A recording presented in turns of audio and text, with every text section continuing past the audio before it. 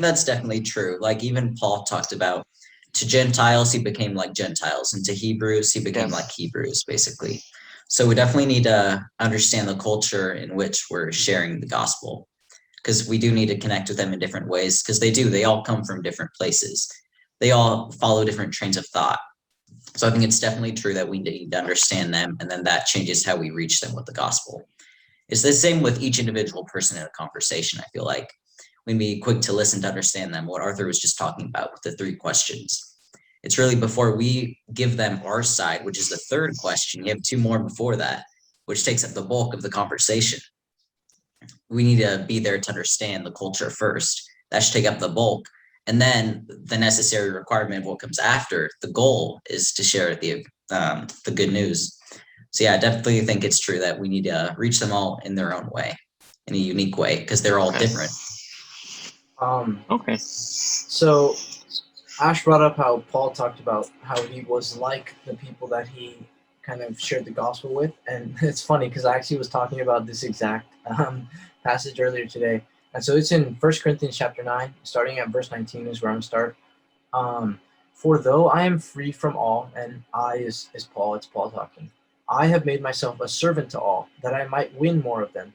To the Jews I became as a Jew in order to win Jews.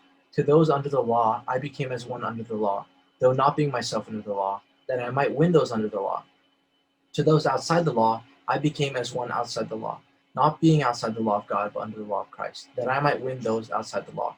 To the weak I became weak, that I might win the weak. I've become all things to all people, that by all means I might save some.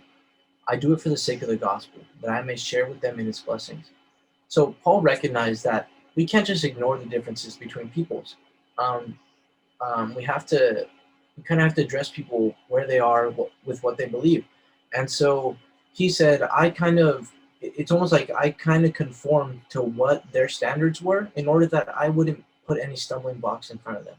So the biggest thing is you should probably take time to learn about wherever you're going to be speaking to. Um, there's even a whole different paradigm in the East and the West. In the East, it's an honor and shame culture, um, versus in the West, it's a guilt innocence culture. Um, so things like that you really have to take into account when you want to spread the gospel. And then one practical instance of this, when you read the book of Acts, you find out that Paul actually had Timothy circumcised when he went to go preach to the Jews because he didn't want them like to be ostracized, so that there wouldn't be a stumbling block to spreading the gospel. Um, so we should do what we can Mhm. to be relatable, but we'll never compromise on truth. That's why there's those brackets. He says, "Though not being myself under the law." It was as though he was under the law, but he wasn't actually, and it was for their sake.